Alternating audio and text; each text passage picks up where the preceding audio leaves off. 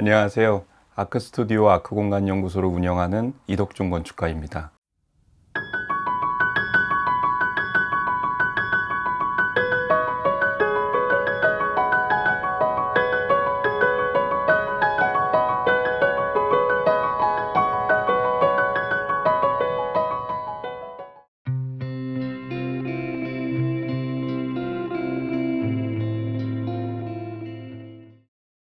이번에 출간된 파빌리온은 부제인 파빌리온 변주에서 알 수 있듯이 지난 100여 년간 전 세계 12개국에서 건축적 영감을 준 24개의 파빌리온을 연구한 과정을 다루고 있습니다. 그리고 그 연장선에서 제주도의 자연과 문화, 삶의 공간에 새롭게 제안한 12개의 파빌리온을 담은 책입니다.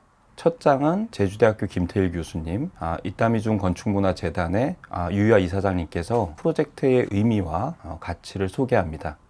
두 번째 장은 지난 100여 년간 주목할 만한 24개의 파빌리온을 연대순으로 정리하고 그중 12개는 모형과 드로잉을 통해서 더 깊이 이해할 수 있도록 설명했습니다. 마지막 장은 제주에 제안한 12개의 파빌리온을 다루고 있습니다.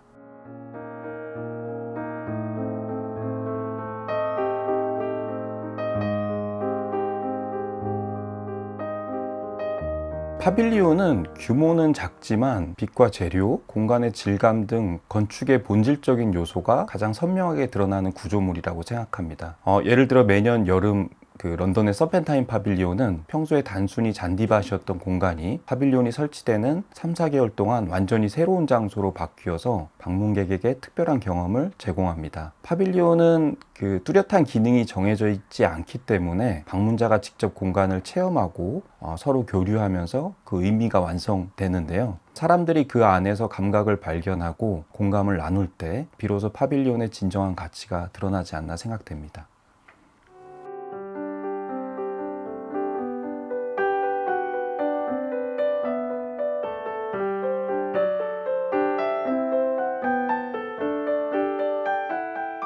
'저 역시 그 신파빌리온이라는 표현이 좀 매우 신선하게 다가왔는데요. 이번 작업은 단순히 건축가 개인의 해석이나 미학적인 평가에 머무르지 않고 파빌리온이 어떻게 구축되고 어떤 요소로 구성되는지 시대순으로 정리한 점이 특징입니다. 이를 통해서 지난 100여 년 동안 파빌리온의 유형과 시대적 성격을 살펴보고 앞으로 지역성과 장소성에 맞추어 재현될 가능성을 보여줍니다.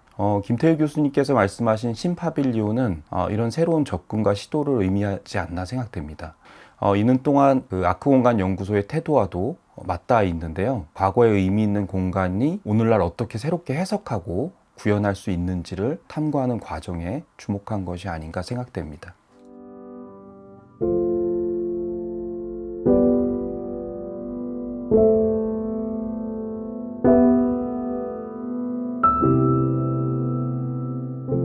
2022년에 제주의 유동용 미술관이 개관하면서 이따미중 건축문화재단의 유유아 이사장님과 함께 파빌리온 수업을 기획하게 되었습니다. 프로그램은 제주에 있는 이따미준 선생님의 수, 풍, 석, 파빌리온을 출발점으로 전 세계 다양한 파빌리온들을 살펴보고 학생들이 직접 자신만의 파빌리온을 제작하는 과정으로 구성되었습니다. 저 역시 이 과정을 통해서 파빌리온을 더 깊이 탐구하게 되었고 자연스럽게 제주라는 장소를 배경으로 파빌리온을 상상하는 계기가 되었습니다.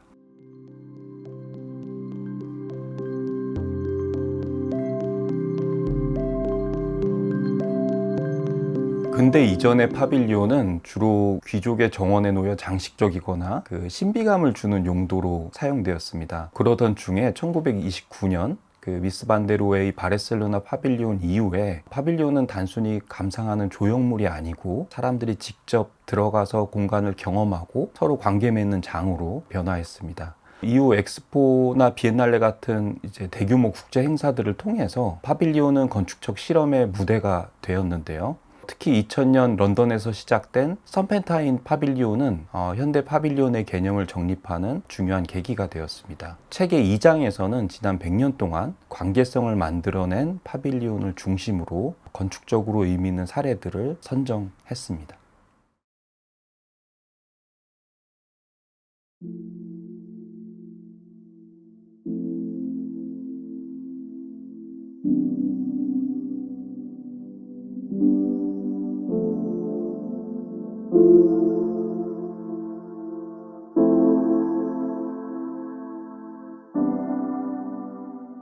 제주의 장소를 선정할 때는 그 관광객의 시선이 아닌 경험을 통해 알 수 있는 곳을 중심으로 했습니다. 그중 개인적으로 가장 기억에 남는 작업은 한경면 가마오름에 위치한 동굴진지 파빌리온입니다.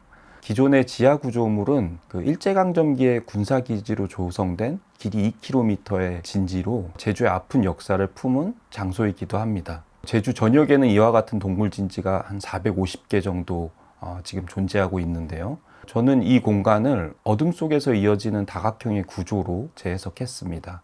빛을 최소화한 채 관람객이 희미한 빛과 공간의 형태에 의지해 걷도록 계획했고요. 이건 단순히 어떤 역사를 교육적으로 전달하는 것이 아니고 감각적인 체험을 통해서 역사적 기억을 몸으로 느낄 수 있도록 한 점에서 저에게 특별히 의미가 깊은 프로젝트입니다.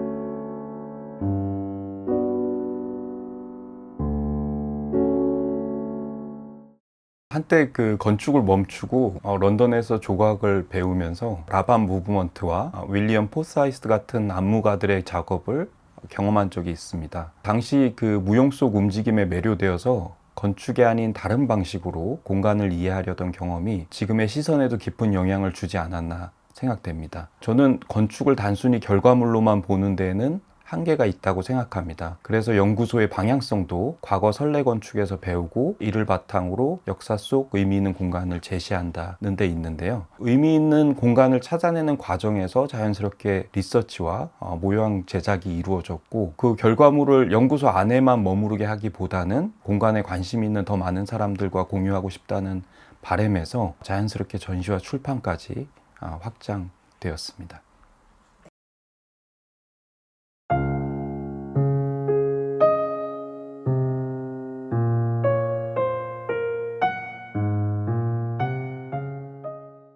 우리가 일상에서 만나는 대부분의 공간은 특정한 목적과 프로그램을 위해서 만들어지는 경우가 대부분인데요. 반면에 파빌리온은 성격이 고정되지 않고 사용자가 스스로 해석하며 활용할 수 있는 열린 공간입니다. 그래서 관계와 경험을 유연하게 품어내면서 하나의 살아있는 유기체처럼 작동한다고 생각합니다. 파빌리온은 단순한 구조물이 아닌 자연과 사람, 그리고 건축이 어떻게 만나고 공존할 수 있는지를 묻는 질문이기도 합니다.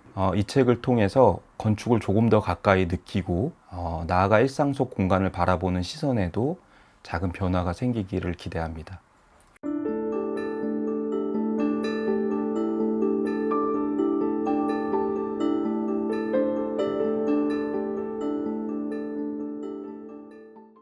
몇 년 전에 차실 설계를 의뢰받으면서 본격적으로 차실을 공부하기 시작했습니다. 조선 후기 차실의 원형이라고 할 수 있는 일지암, 다산초당, 추사 유배지 같은 공간들을 찾아가 보았지만 대부분은 복원된 형태라서 그 온전한 원형을 확인하기는 쉽지 않았습니다. 반면에 일본과 중국은 수백 년 전 차실이 원형 그대로 남아 있어서 그들의 현대 건축에도 영향을 주고 있는데요. 한국에는 그런 맥락이 부족하다는 점이 개인적으로 좀 늘 아쉽게 느껴졌습니다. 그래서 한국의 정신성과 일상성을 담은 차실의 원형은 무엇일까라는 질문에서 그 다음 프로젝트가 출발했는데요. 사실은 파빌리온처럼 규모는 작지만 그 안에 담긴 그 정신성은 결코 작지 않다고 생각합니다. 현재는 그 한국, 중국, 일본의 차실 사례들을 폭넓게 살펴보면서 그 차실의 역사와 현대적인 의미에 대해서 살펴보고 있고, 이를 바탕으로 한국형 차실의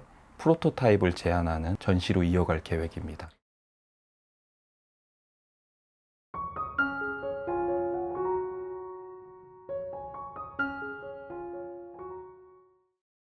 이번 작업은 파빌리온을 하나의 건축 유형으로 바라보는 것을 넘어서 과거의 사례와 현대적인 시각, 그리고 미래의 가능성을 담은 하나의 건축적 실험입니다. 저는 파빌리온이 단순한 구조물이 아니고 사람들의 간의 교류를 이끌어낼 수 있는 살아있는 공간으로서 자리 잡기를 바라고 있습니다. 파빌리온의 변주는 제주의 특별한 장소를 위한 건축적 상상력이며, 동시에 파빌리온의 역사에 새로운 의미를 더하려는 작은 시도이기도 합니다. 이 여정에 많은 관심과 따뜻한 참여를 부탁드립니다.